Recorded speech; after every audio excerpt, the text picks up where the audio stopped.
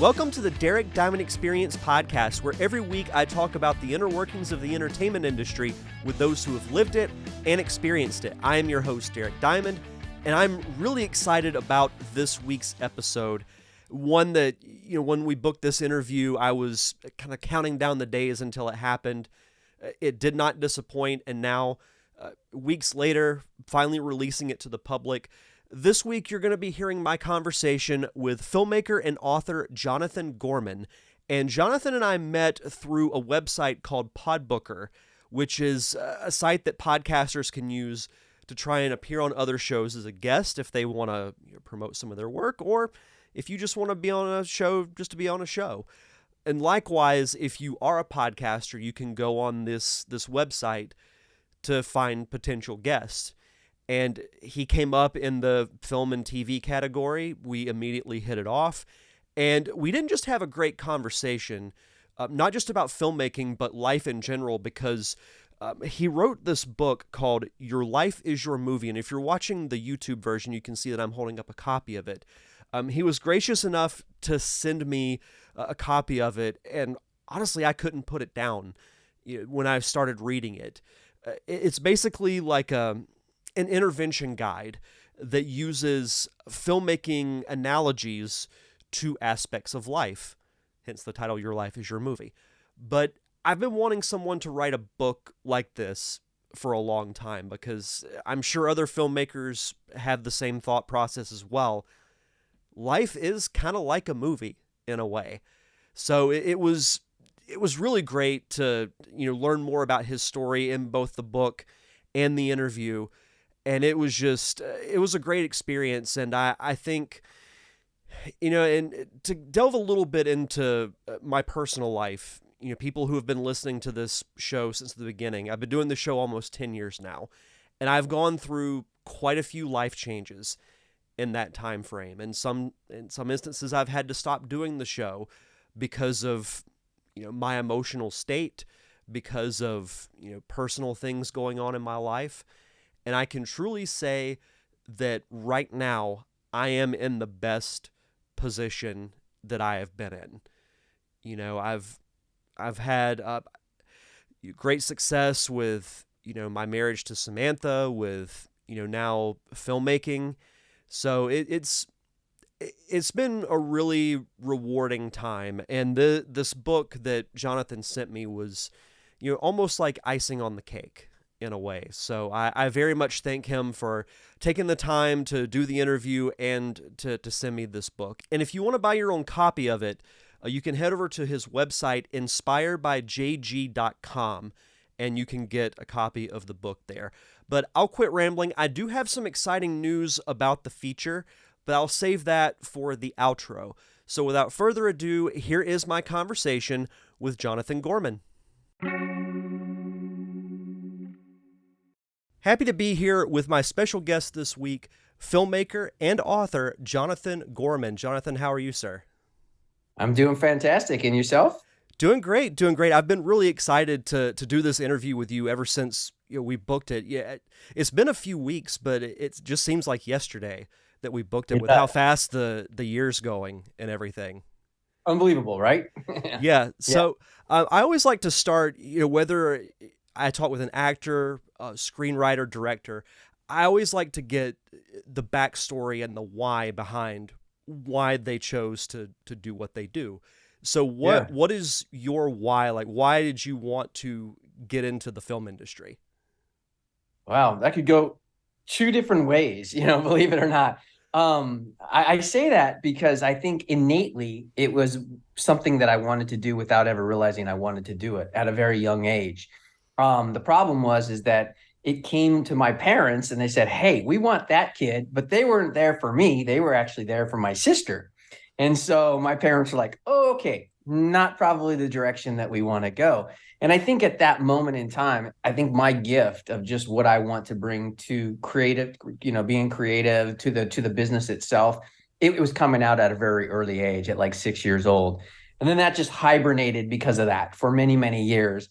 And then I don't know if the innate part actually came out. I just didn't know what to do, believe it or not. I was Well, I reached the point I got out of high school and not sure what I wanted to do. Craziest thing, I heard a radio ad said, "Do you want a career in the entertainment industry?" I was like, sure, why not? And so I went down, I called him up, and very shortly after, things kind of took off right away. And so the next thing you know, I was on a TV show, and that was really cool. I was doing MTV videos. MTV first had come out, and so they were really cool storylines. And I was just jumping into the fire and had no idea how to act, what to do. I was just doing it for the most part. And so I think at that point, it found myself again, just finally in a different way, not necessarily wanting it, but just being like, okay, I didn't know what else to do. It's interesting how, with a lot of people who work in the industry, it almost calls out to them and Yeah. finds them. Because the same thing happened, with me. In same situation with you. I was out of high school, had no idea what I wanted to do, so just went to community college to get a general degree while I figured things out. And I Right. found this brochure for their television broadcasting program, Okay. and I read it, and I was like, "Oh, this sounds kind of cool." Because I'm an only child, so like I grew up with loving movies and TV shows because they were my primary form of entertainment. And Sure. the brochure, it was like I just kept reading it. I'd put it down, read it again, and I'm like, "Well, I'll give it a try for a semester," and then here we are today. Right. It's funny because that was the same thing. And it's always gravitated to me of just all faceted behind the camera as well as in front of it. In 10th grade in summer school, I took a broadcasting class and it was awesome. It was like the traditional news cameras, that the three camera setup and, the CG board and the technical directing board and all of that. And it was, we had to do our own newscast, which was really cool. And I was always fascinated and always have been fascinated by just film, television, and what it does and the creativity behind it. Have I ever gotten attracted to the limelight part? No, it never's really interested me. It's really just the process that is intriguing for me. And that's when you know that this is what you're meant to be doing. Because Yeah. I tell people that if they want to give it a try, it's yeah, the glamour and the fame can be part of it if you get to that level, but it's Yep. like there's a graphic I've saw on social media a long time ago that it's an iceberg, and the top of it above water, it just says like fame, money, success, and then Right. the big part under the water is sacrifice, lost time, hard work, things like that. Like you learn very quickly if it's something that you want to do or not.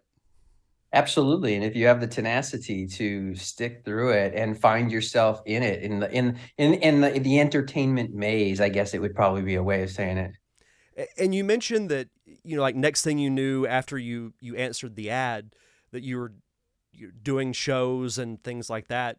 Was Yep. it ever like jarring to you, like because of how fast it was happening? Was it almost overwhelming to you? Oh, extremely, extremely overwhelming. In fact, it set me back. It came at me so fast and without understanding the personalities and the work and what I really was about as a human being still. And so I actually dropped out for a short period of time. And I was like, okay, I can't do this. This is crazy. And I took a little job in a water for like water softening company. And, I wasn't anything making any money. I just needed to retract and kind of take a pause on like, wow, is this really something I can do? Because it was just moving at light speed. And then as I would go to the movies, I just couldn't escape the illusion of just wanting to be in it and what I would see. There's a great book out there years ago that I read by Sam Shepard, and he would say I would go to the movie and I would watch the movie and I would get so enthralled by the movie. And this is not perfect vernacular exactly how it was verbatim, but the gist. And he would say, then I would leave the movie and I would think about the characters and I would want to become the characters. And that's how I really felt. I thought, I became a huge Sam Shepard fan because of that after reading his book. And just the fact that when you go to a movie and you just start to really fall in love with just everything that's happening, and that was just happening to me time and time again. I was like, okay, I got to get back into this. And then it slowly just, I found myself in that filtration of who I am and how do I want to approach the business itself. And I've always stayed true to that. And I think that's I use this analogy a lot on the podcast, but that's why I consider movies, and I'll throw television in there as well. Sure. That's why I consider that to be the greatest art form that's ever been created. Yeah. I love great paintings, great photography, especially landscapes. But Yeah. there's just something about going to a movie theater, and it doesn't matter if there's like four or five other people or if it's a packed room. There's just Right. something about no matter what's going on in your life, you can go to a theater for a couple of hours and you just get lost in the story and you forget about everything that is bothering you. And that's just it. I did take a screenwriting class earlier on in my life, after having written my very first film. And, and the teacher said that. He says, they don't want to watch what we are every day in life. Just remember that. So we take fabrications of life, right? And we have to accentuate them. We have to highlight them almost into our own fantasy. So even when we're talking about real drama, yeah, it might be a person out there who this happened to, but in the gist, it doesn't mean it necessarily has happened. It's what we think our grandeur, our fantasy is about what a situation may be, because we have to heighten it, right? That's just, otherwise nobody wants to go see their everyday boring life, you know? Yeah, no, and I think even if you look at Seinfeld when it was in its heyday, people Right, loved it because they called it a show about nothing because it felt like everyday life with the characters, the setting. But even right. then, it was still an accentuated Yes, reality. But I exactly. guess it maybe felt the most realistic at the time.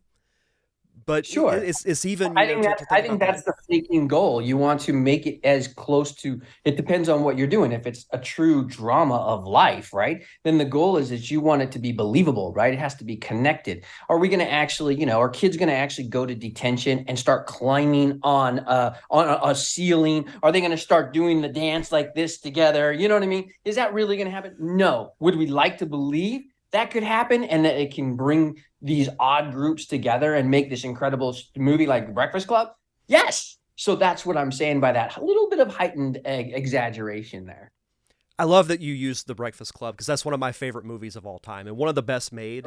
It's Yeah. and that's a great example too. Is that it's real enough where you can picture yourself in that setting, and then you think, oh, if I were in detention, I'd love to, do the group dance like they're doing. So Right.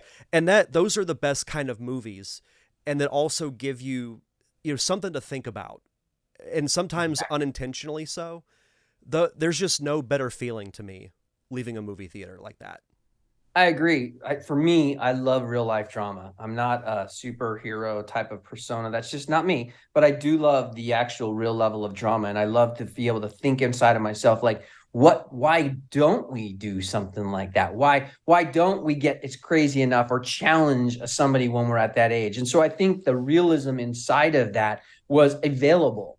Right. And so that's one of the greatest things that we find when you're getting just above the reality level is we're challenging ourselves to even grow more and actually push and say, hey, can you think about this from a literal perspective and actually push yourself into across a barrier that maybe you wouldn't do before? And that's the beautiful thing, that when I'm writing real drama, I'm trying to say, what can I just push the envelope to make the audience just think about something a little bit deeper? Is that something that you knew even when you first really got into acting, or was it when you became, also working behind the camera as a writer, that you liked those type of movies and stories specifically? I think for me, as an artist, and it was interesting, I was listening to Al Pacino and Ellen Burstyn the other day on Inside the Actor's Studio, and she was talking about him and some characters. I think, and one of the things he responded, which I really resonated for me because it's the same, is I get material and the material speaks to me, and when it speaks to me, then that's what I'm trying to, that's what I like. It's not that I don't want to like a superhero movie. It's not that I don't want to like certain movies. I do enjoy horror when I watch it, but does it grip me in? Not necessarily. I laugh at life, when I cry at life, when it makes me contemplate life. There's something inside of me that just ticks a little bit different. And when I feel that and I have that sensation, the common thread is that it's a real life drama. It's a Nicholas Sparks movie, or it's a faith-based movie, or it's Dominic and Eugene with Ray Liotta and Jamie Lee Curtis and Thomas Holst back in the day, which was just such a brilliant one of this story about two brothers. And it just makes you'll see right there, my hair standing. I don't know if you can see that. And I always tell people that's how in tune I am with my body, of what really just inspires me. My body will just do its own thing. And that's one of the best things as well about making a project like that you feel just so passionate about, and you can't wait to bring it to life. And then when you get the cast and the crew and they all, I don't want to say buy in, because that sounds like you're trying to sell them something that's not good. Right. But when they believe it as strongly as you do, yeah, and they all come together, because that's every movie to me is a miracle in a way, because you get a group of people that might have completely different viewpoints on a lot of things in life, but they all come together to make the film happen. Absolutely. I think that, I always say, if you could step outside of the paycheck, and if everybody could come together to say, hey, I'm doing this for the love of this element that I'm doing, there's not one job that's greater than any job. They're all important. And every time I do a film, I like to bring everybody together. And I know it doesn't resonate what I'm going to say to them, but I want to at least instill it to say, at least I tried. And I say, listen, this film, we have an opportunity to do something incredible, but the incredible things will not be planned. The incredible things will be the mistakes that happen to us in this incredible journey. And when we make these mistakes, that's what we're hopefully is going to capture the magic in the can. And if we could just do that a few, 4, 5, 6 times, we may have something really special there. You just can't plan magic. Absolutely. You can plan the script and the shot list and everything down to, the little tiniest detail, but you can never factor in just the smallest things that'll happen. It might be a shot that, the director of photography might have an idea for that turns out being the most beautiful shot in the film, or the actor thinks of, an improv line for his or her character to say. And it's so fascinating. And I think that's why one of the reasons why I like being on set so much is watching everyone work together, watching the director talk with the director of photography. Everything like that is just, it's you're watching art happen. Truly watching art happen in the most humanistic way possible, which is so cool. So after you have been in acting, and then you mentioned that you started doing screenwriting, you've done some directing and producing as well. What was it that sparked you to, because I feel like that happens with a lot of actors, that they want to try out or move into something, besides acting, maybe directing or something like that. What was the reasoning for you doing it? Again, I'm from California, Southern Cal. So that's why I was in my backyard. And I've always had this very, Californian attitude and a go with the flow persona. And so I can't necessarily say that it was like, oh, I had this urgency to do something. It was more what happened in my life that created the opportunity of the pathway. And did I just elect to take that pathway, follow the flow of life? And so as I was acting, and I was completely enthralled with the elements of acting, and independent film was just coming to the surface, the directors, the common thread that I had, they would say, oh my God, you're so innate, you're so instinctful with things. When I would go to acting classes, they would say, oh my God, you are so raw. It's amazing. And so as I wasn't a good student at all in school.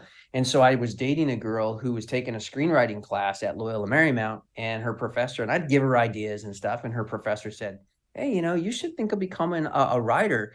And so she told me that one day at dinner, and I was like, I was like the professor talking to me. And I'm like, this is so cool. So I literally went home and that's how I wrote my very first project. It was only because of somebody not even directly speaking to me, but indirectly creating a pathway for me to go explore. And as an actor, that's what you're doing, right? You're exploring constantly. So I went down this road and I explored that for many years till it just, as I was going through that and acting, that hit the right person. It became their passion too. And we ended up making the film. I didn't direct for many years. It was, 25 years inside of the business before I ever got in the director's chair, because I was just completely scared of it. And now I love it. But, it's like one of those things, again, the pathway didn't really find itself. It didn't maturate enough for me to take it yet. Well, I think that's great that you have that awareness still, even though you said you're a very go with the flow kind of person, you still have the self-awareness to say, okay, this isn't the time yet. Yeah. And then when it is time, you recognize, because a lot of people will jump into something too quickly, or they might wait too long, and then they may not get the opportunity. So that's a rare thing, in my opinion, to have that level of self-awareness. That's great. Yeah, it's just something I've done. And I think it was a part of just my DNA of growing up. And also as I got into the business, I really, as you're an actor and you don't know what kind of actor you're going to be, right? Because you don't know what the world says. Hey, you're this. Fortunately and unfortunately, they said, you are a leading man, and I was like, oh, great. And that there's good to that and there's bad to that. But in the good parts of that, I felt like I had to really make sure that I was prepared on the highest level. And so I had to take care of myself. So my nutrition changed, my working out changed, all those behavioral elements changed inside of me. And I think that dictated, it gave me a foundation to know how to feel. Like you go to a gym, I work with people all the time who are overweight. And I say, listen, don't make it a regimen, make it a lifestyle, right? Go to the gym and look at the equipment. Just look at it and see what actually calls you. Let whatever element of it's just calling you and go check it out and go explore that piece of equipment for a period of time until you're just done. And then look around again and keep exploring.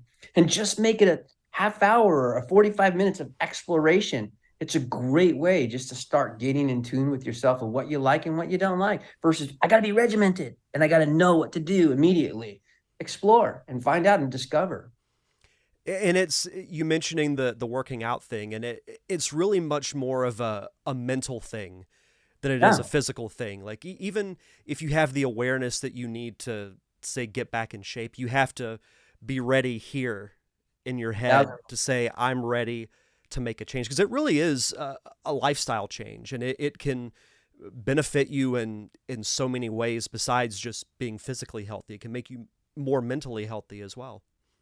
Well, life is balance, right? Mm-hmm. And life is, as much as, one of the great gifts as actors is the only way we could bring out the greatest possibility of creativity is by actually finding a sense of self awareness and curiosity. And the only way, we have to lose inhibition in order to do that.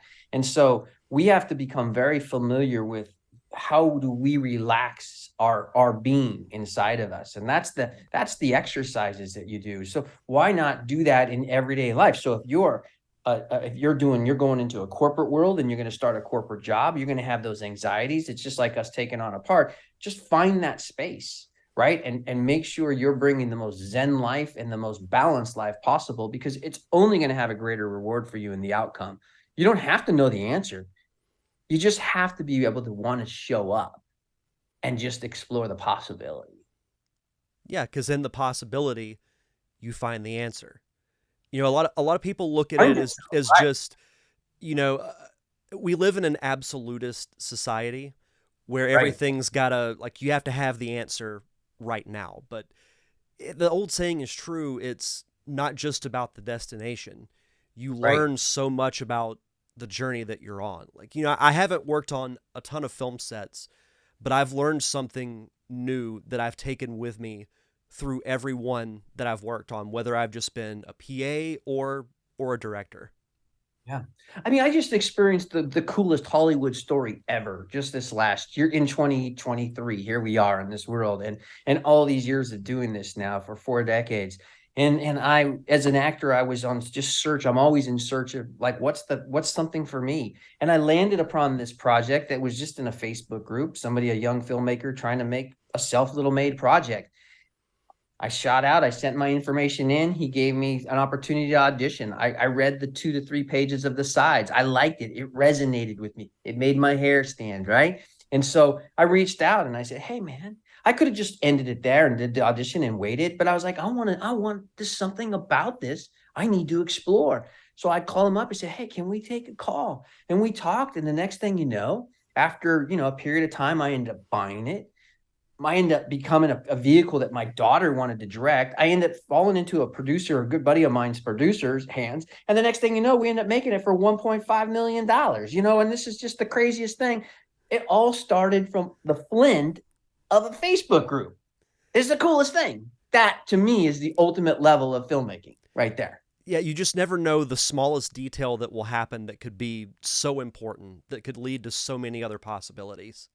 Exactly. And that's what I'm always, for me in my life, and what I'm looking for of the creativity, whether it's directing, whether it's writing, whether it's producing, whether it's acting, whatever that may be. It's just, you have all of these. It's like troll fishing, right? You're out there in the sea and you've laid all these different lines down, and you're just kind of letting these different types of lines hit to different points of the surface and just slowly, methodically moving through this vast awareness of this ocean. And all of a sudden, a line hits and you're like, whoosh. Sometimes there's something on the other end. Sometimes it falls off.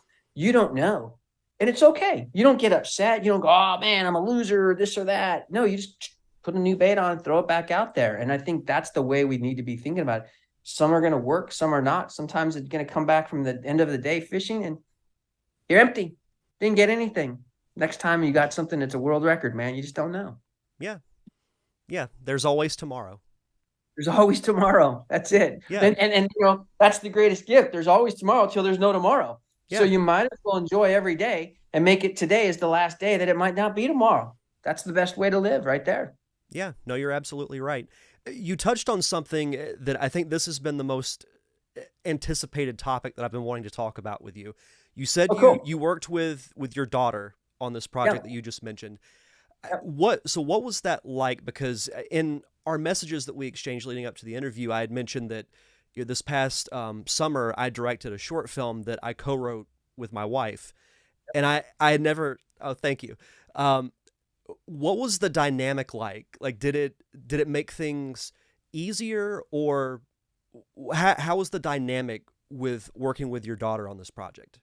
Yeah, it was, for me, I think the question is probably two-way again, because what does she think and what do I think, are two different things, obviously, right? But for me, it was an incredible, rewarding experience. And we didn't hit, we didn't walk up the biggest mountain and reach our pinnacle yet. We just got a really good foundation of working together. This is the first time we got to work together. And what I mean by that is I stuck up at the time in the beginning. They didn't want her. They said, oh, somebody with more experience. I said, well, I bought this project for her. So she had the same vision I had for it if I was going to act in it. So I said, I cannot sell this project unless she is directing it. So that was the first piece as the producer. That was knowing who I need for the best creativity of this project, which ended up being a huge reward for everybody in the end, because everybody loved her. But that had nothing to do with me. It was just me knowing she was the best person for the project. Once we got her in that chair, then the new experience created. We had to, a couple times we had to create a one sheet on the project, and we had to work with different details of it. And then there was some of the chaos that was going on, the things that she wanted to do that producers didn't want her to do and distribution didn't want her to do, and she struggled. So those were internal conversations that we got to have. So then I got to be dad and producer. And I think in life, you have to really know when you give that, what is the balance? And I would always tell her, dad is always first, because I love you in the greatest way. So when we first talk, I want to always make sure that dad is giving you the best support and the best love possible. The next one would come is I'm going to put the producer's hat on. And when the producer's hat on, I want to hear your creativity because I hired you. And so then I can just give you insight and input. And I just always made sure that she can feel empowered. Empowered was the biggest thing that I wanted her to have. But I would only walk her always to bring her to the train depot. And at the end of the day, she had to talk to those actors that were A-list actors, right? And she had to win them over, and she had to be the driver on set. And when I went to set near the final, I didn't go the first couple of weeks. I went the final week. And when I showed up, I said to my wife, well, I'm going to know real quick if she's doing her job and making it work or not. And I'm going to tell you, I knew within the first 10 minutes how amazing she had done. And I was so proud of her because everybody loved her. Everybody thought she was incredible. And I just think she really started finding her voice. And so the experience for me was great. I wanted to act in it and they wanted to give me a small role, but I didn't feel the role validated what I needed that to be for our first time as a father and a daughter and a director actor position. And so because of that, I just chose not to take that on because I wanted to still savor that for another time. No, and I think that's excellent, because a lot of people, when my wife and I worked on this project together, I would have people ask me, like, do you look at it as a bad thing? And I'm like, no, it's a good thing because you're empowering them to do something that they want to do. And I think that's great that you wore, the dad hat and the producer hat. And I think you deserve Dad of the Year for that. Honestly. Thank you. I appreciate that, Eric. That's so cool, man. I appreciate that. Thank you. And we're working hard. We're trying to work out the next one. We secured the script for the next one, and now we're just, the strikes obviously put a little bit of a damper on everything right now. And I appreciate you asking if we could still do this, but we can, which is really great. But yeah, we're in a little bit of still trying to get the wheels moving for that. But hopefully her next one I'll get to be a part of. But if I always tell her, if I can't be, there'll be a day where Dad just can't be a part of it, man, because you're better than Dad, man. So you know what? Go be better than Dad. No, and that's what it's all about is that, whether it's your child or just someone that you might look at as, you see something in them. Yeah. There's so much to be said about a mentor or, in this case, a parental figure that sees the confidence in you and empowers you to do it. Like that is so immensely helpful. I had when I directed my first short, it was almost 5 years ago now. One of my friends who he went to school for film at UCF. He was part of their inaugural class, and he was my assistant director, and he helped me immensely through that, and gave me the confidence. And even my wife is now my biggest support system. Yeah, because she's a very observant person, and she has seen things that have helped me in prepping for what we're going to do next. And I think that's the beautiful thing. It's so cool to hear you say you find the people in your community around you. As you learn and as you continue reading the book, you'll find that as I break down elements of the industry, it's like the casting, as casting, we're trying to find that perfect actor for that voice in that one unique space of time that we need to convey something very important, right? It's the same thing of who are we casting around us? And that's the piece that we have to be really critical. We have to make sure that we have this incredible community that do empower us and do allow us to explore, be ourselves, but also be a reality check when we're going off the rails. I'm going through that. I have another project because I'm constantly developing projects. And one of my producing partners, he said to me, he came with some news that, it was like, it made me feel invalidated a little bit with another person on the project. And he said, and I said, I think I'm going to step away from the project. And he was like, really? And I said, yeah, I want to always be involved in a project where it's symbiotic, man. We're working on the same space and time with it.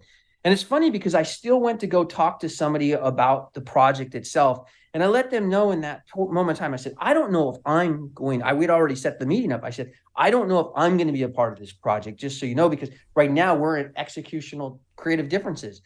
But at the same time, the project and the concept is really cool. And I want to make sure that you and I still connected on that. I think that's the piece that, I always would tell people, they ask, what's the biggest challenge in making something come to fruition?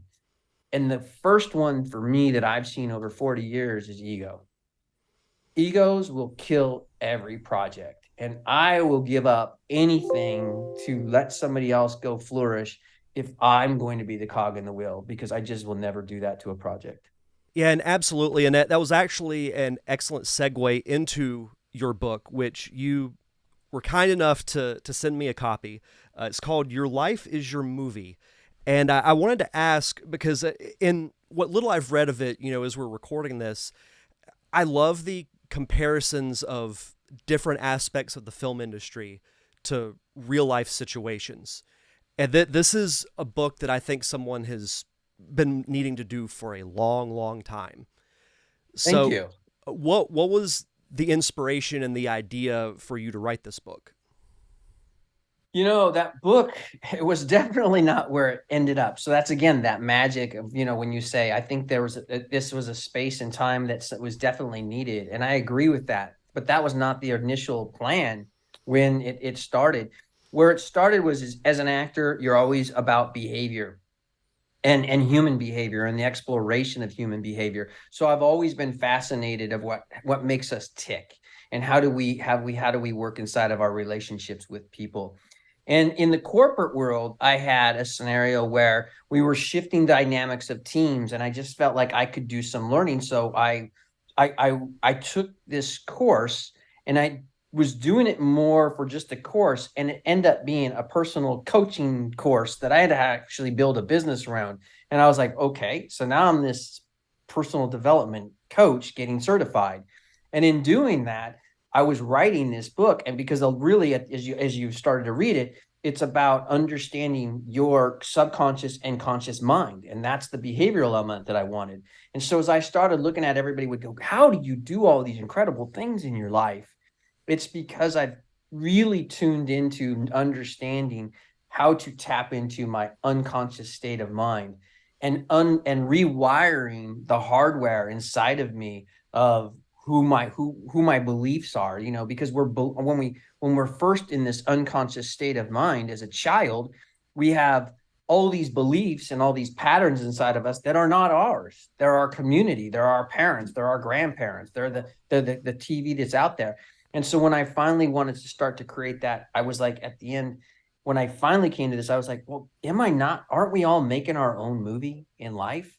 And here I've become this somewhat expert in acting and writing and directing and producing, right? Because I've had the opportunity not to just do it once, but many times. And so that was when I realized, well, if we understood the importance of what it would take to actually make a movie, then maybe that would allow somebody to be, oh, now I have a roadmap in a really cool way. Do you have to be a filmmaker? No. Do you just have to want to go and say, I want to do really cool things like a movie? Yeah. You have to just want something greater for yourself. And so that was the purposes of why I put it into this. And then it's funny because I really struggle talking about myself. And here I'm on this podcast, and this is all still a new world for me doing this. But it's jarring because I just always feel like, well, who am I? Right? That's the first thing. But what everybody's really gravitating to is my story.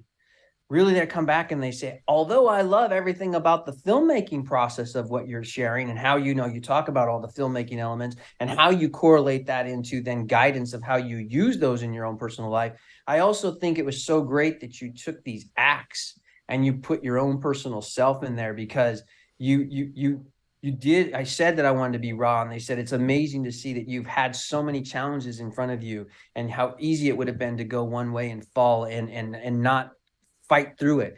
And you're still today fighting through your own challenges of your own inner self. And so I get that the biggest thing, people appreciate that the most of the book, which I was like, oh, well, did I even need to write a book about film or just a book about craziness of my life? You know what I mean? Well, yeah, and I think, you incorporating elements of yourself and your story, it gives a level of relatability to those that are reading it. If Yeah. I think it wouldn't have hit, and again, I haven't read a ton of the book yet, but from what I Yeah. have read of it, it adds that little bit of, it's like the cherry on top of the icing. Yeah. It's that little detail that just puts it over the top. And Yeah. it makes it humanizes the book in a way. Yeah. Thank you. Well, I appreciate that, and hopefully at the end you'll enjoy it. It seems people seem to like it so far, so that's a good thing. Yeah, absolutely. And it's interesting because, and it's been something that, I've struggled with in the past. You mentioned the having to rewire, your mind because of all this information that you absorb at a young age. And then as you get older and you might, live in a different environment, might hang around different people that maybe challenge what you believe in a way, and it really makes you think about, is this right? Is it wrong? Maybe Yeah. I'm indifferent to it in the end. But I think, everyone as human beings should always strive to be the best version of themselves. And I mentioned earlier, we live in such an absolutist society where more often than not, if you don't agree with what I'm saying, then, we can't be friends anymore. Yeah. Like Yeah. you should look internally and not vent externally sometimes.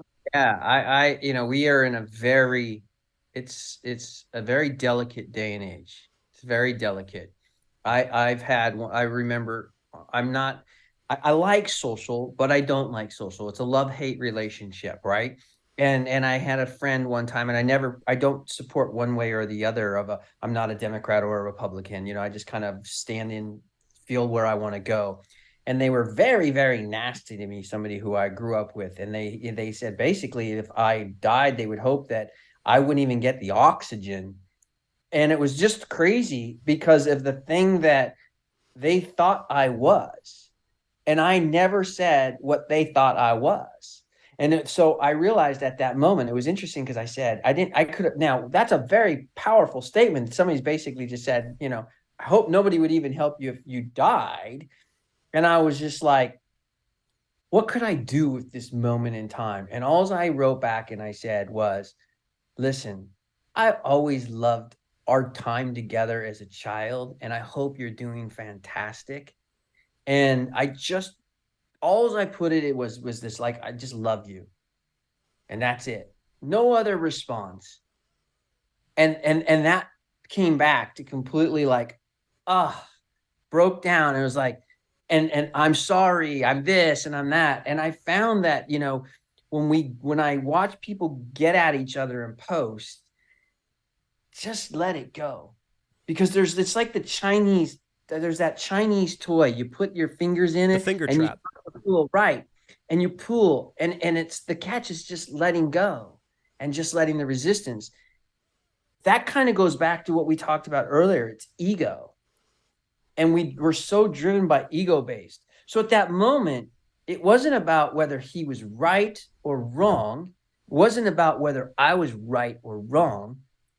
I just needed to just remove the scenario of the anger and go back into why are we even connected? Now, in that moment, too, I then deconnected the friendship on the social platform. And then they wrote to me and they said, well, why are we just deconnected? I said, why would you want to be connected with me? Let's start there.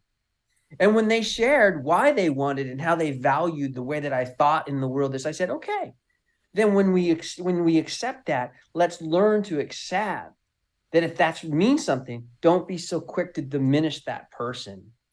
And that really, it's an interesting segue, and hopefully I'm not talking too much on this, but it's like when I wrote Dandelion Dreams, a short that we did, that was really the moment I had with this incredible actor one time, an Academy Award-winning actor, and it was just about the differences that we had in life. And I wrote how we quickly, when you put the blinders on, maybe you don't see the differences in life, right? And then when you all of a sudden it hits you this way, how quick are you to cut that tie? And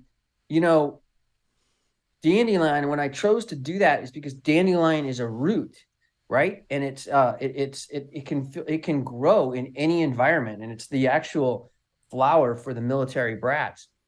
And what I realized at that moment was we have to let go of, we can own our beliefs, but we have to make sure that they're just our beliefs.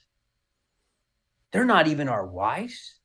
They're not our mom, our dad, our sisters, our brothers. They're just ours. And they're not right nor wrong. And they're going to shift constantly through time like a dandelion, right?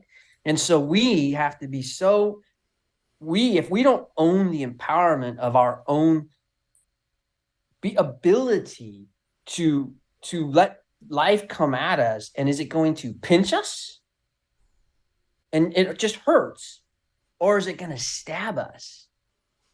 And what do we are in control of that. And that's really my focal point. Every time that I'm doing something in life, I'm having relationships, I'm bringing a project forward, I'm trying to work with somebody, I'm just trying to calibrate, how do I live the best way, honest way possible for me? I'm going to make mistakes.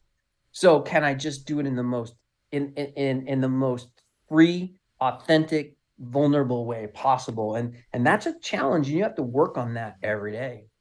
No, absolutely. And there's a saying that I heard years ago, and I've kind of made it one of my mantras, and I can't remember who originated it, but I've heard multiple people say it, that life is 10% what happens to you and 90% how you respond to it.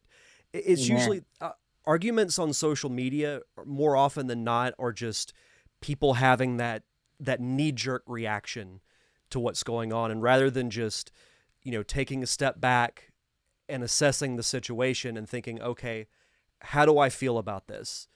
That they're so quick to judge that it normally leads to what I feel are unnecessary arguments. And it's sad to see. I've seen friendships end, and I've Yeah. seen like families be ripped apart because of stuff that's posted on social media. Yeah, and we're all guilty, right? We're Yeah, all yeah, no, guilty. I'm guilty of it Yeah, too. I know I'm guilty of it, and at some station in my life, and that's why I really say, it's funny because there is a saying out there, and you'll never hear me say it, and so I want to make sure your audience hears this because this is probably one of the greatest things that I understand. It's you have to do work, but you never have to make it hard. And I know Yeah. we hear out all the time, all at the time, it's like, you got to do hard work, man, hard work to succeed or hard work to change and all that. Well, if you love what you do, if you love the process, then why is it hard?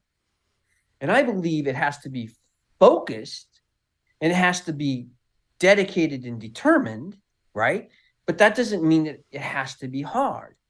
And so if we look at every day and we just say to ourselves, how do I make today great?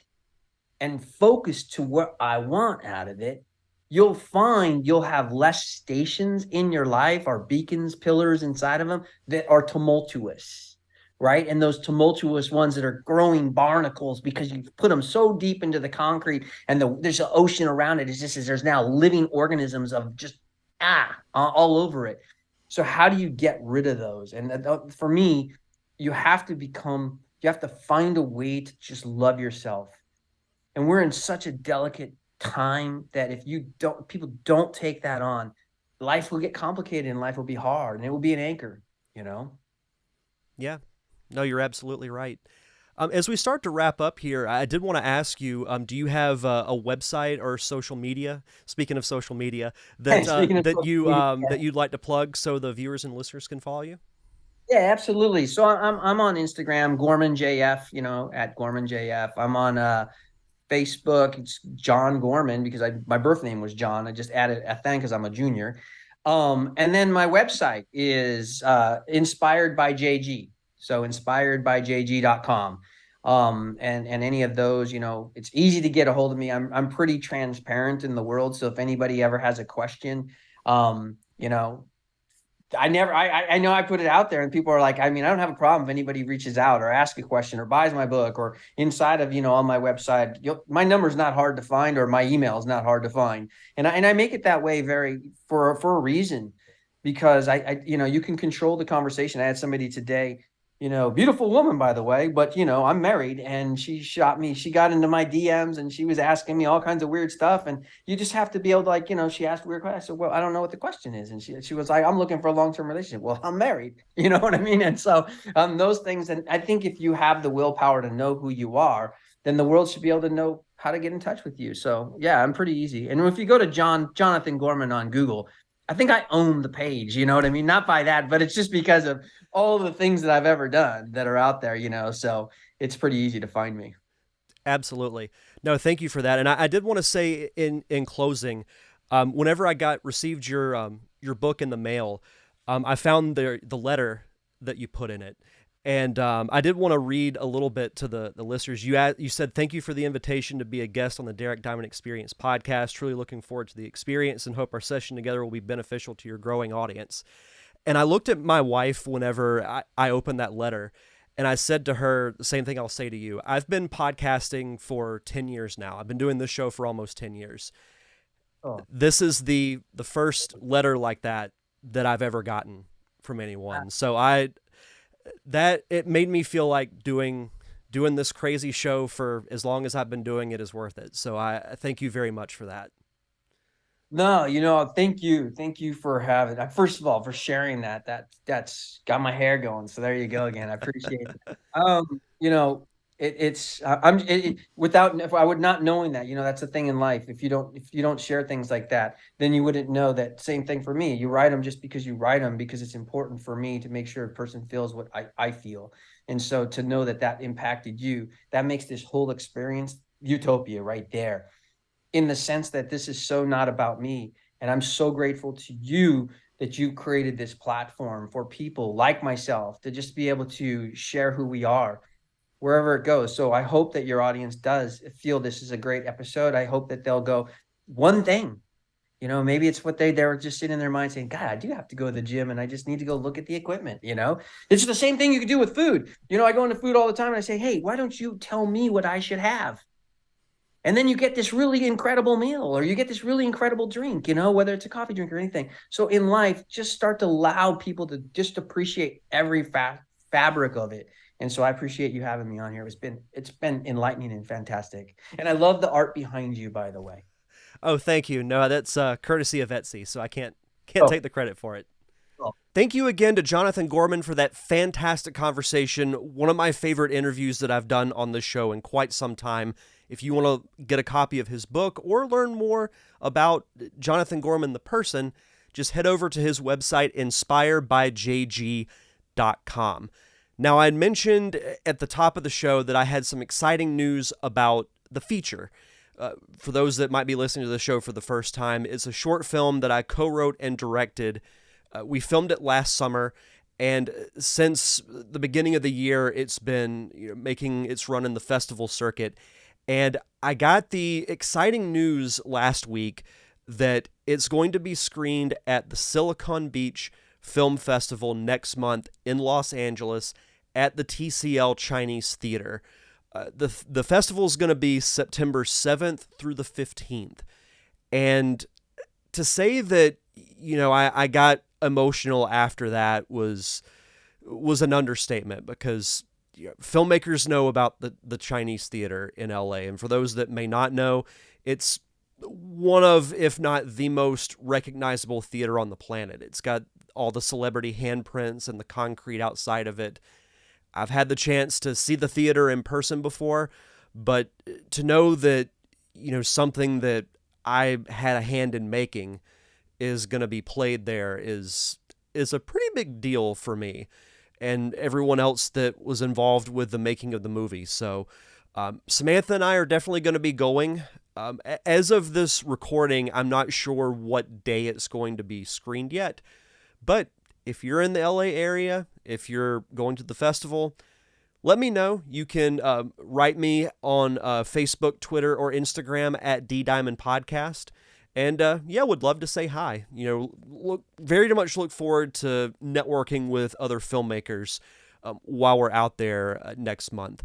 But for next week's podcast, I'm should have a guest on. I'm not exactly sure which guest it's going to be yet. I've got quite a few interviews lined up for next week, so just stay tuned to social media to find out what we'll be talking about on next week's show. But until then, if you want to subscribe to the podcast, if you want to subscribe to the YouTube channel, follow me on social media. Everything is in one central location, linktree.com/DDiamondPodcast. And if you could, please leave a review, whether you're listening to this on Apple Podcast or Spotify or whatever podcasting platform you're listening to the show on. Please rate and review the show. The more rating and reviews the show gets, the more visible it is to those that are searching for podcasts. In this case, an entertainment podcast. It really does help, and it only takes a minute of your time and doesn't cost anything, which is fantastic. So if you wouldn't mind doing that, I would very much appreciate it. But that's going to do it for this week's episode. Thank you once again to Johnathan Gorman, and we'll see you guys back here next Monday for another awesome episode of the Derek Diamond Experience podcast.